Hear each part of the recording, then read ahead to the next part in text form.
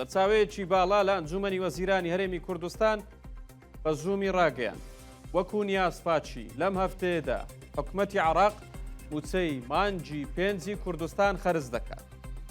هەروەکو نیازپاچیەک بۆ حکوومەتی عێراق لەم هەفتەیەدا حکوومەتی هەرێمی کوردستان داهاتی نانەوتی مانگی 6 بۆ بەغداد دەنێرێت.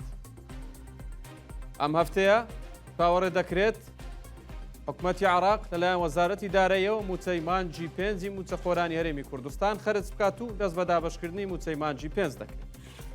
ئەمەش بەربنەمای ئەو کۆبوونەوە و هەوڵانەیە کە لە چەند ڕۆژی ڕابردوودا لە نێوان هەردوولا بۆ چارەسەرکردنی کێشەی موچەی کوردستان دەستی پێکرد. ئەو سەرچاوە باڵایی لە ئەنجومەنی وەزیران قسەی بۆ زووم کرد، زانیاری دیکەشی درد. گوتی ڕۆژانە هەرێمی کوردستان 280,000 بەرمیل نەوت بەرهەم دەهێنێت.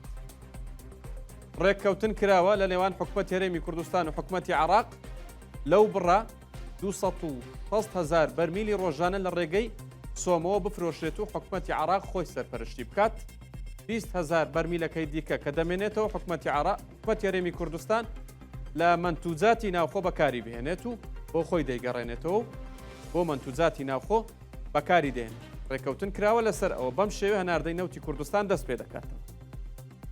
لێم پرسی چۆن بوو لەو دوورکەوتنەوەی نێوان حکوومەتی هەرێمی کوردستان و حکوومەتی عێراق کە کێشەکان خەریک بوو دەگەیشتە بنبەست ئێستا ئەم نزیک بوونەوەیە. ئەو گوتی پەیوەندی با چارەسەرکردنی کێشە تەکنیکەکانەوە. گوتی لە ڕۆژانی ڕابردوودا هەوڵی سیاسی چڕوپڕ هەبووە لە نێوان سەرکردە باڵاکانی هەرێمی کوردستان و سەرکردە باڵاکانی عێراق تاوەکو گەیشتنە ئەو ڕادەیە کە هەردوو حکوومەت لە ئاستی وەزارەتەکانیان کێشەکان چارەسەر بکەن. ئەمە بەفشاری ئەمریکا و ئەمریکیەکان بووە لە چارەسەرکردنی ناکۆچەکانیش بە تایبەتی لەسەر پرسی موچە و نەوت ئەمریکیەکان ناوبژیوانی دەکەن لە نێوان هەرێمی کوردستان و حکوومەتی عێراق. ئەمە سەبارەت بە ناردنی موچەی مانگی پێنج و هەناردەکردنەوەی نەوتی کوردستان. سەبارەت بە موچەی مانگی شەشیش سەرچاوەیەکی باڵا لە وەزارەتی دارایی هەرێمی کوردستان قسەی بۆ زووم دەڵێت کەمێک پێش ئێستا وردبینیکردن لە لیستی موچەی مانگی شەشی هەرێمی کوردستان لە وەزارەتی دارایی عێراقەوە دەستی پێکرد. بە چڕۆپڕی کار لەسەر وردبینەکە دەکرد. ئەو گوتی سەرلەبەیانی ئەمڕۆ سەرجەم گەنجینە و بانقەکانی هەرێمی کوردستان ئاگادار کراونەتەوە ئامادەکاری بکەن بۆ دابشکردنی دوو موچە لە ماوەی 10 ڕۆژدا. پێیان گوتون ئامادەکاری بکەن دوو موچە لە ماوەی 10 ڕۆژدا دابش دەکرێت ئەگەر گفتوگۆ کۆبوونەوەکان بەم شێوەی ئێستا بەردەوامن و ئەو لێک تێگەیشتنی ئێستا لە نێوان هەردوولا وەکو خۆی بگاتە ئەنجام. بەڵام ئەو دوو سەرچاوانەی هەم لە وەزارەتی دارایی هەم لە ئەنجومەنی وەزیران قسەیان بۆ زووم کرد، گوتیان گەرەنتی تەواو نییە لە عێراق هەموو شتێک لە ئەنووساتێکدا دەگۆڕێت.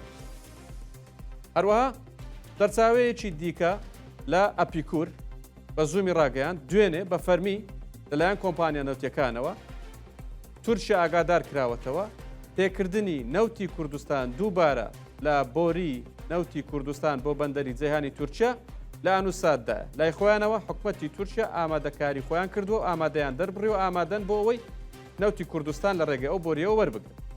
ئێستا تورکیا ئامادەیە، حکوومەتی هەرێمی کوردستان ئامادەن، کۆمپانیا نەوتیەکانیش ئۆکەیان داوە، تەنها ماوە حکوومەتی عێراق ئۆکەی کۆتایی بدات و جارێکی دیکە دوای ڕاگررتنی بۆ ماوەی زیاتر لە 2 ساڵ هەناردەی نەوتی کوردستان لە ڕێگەی بۆریەوە دەست پێ دەکات.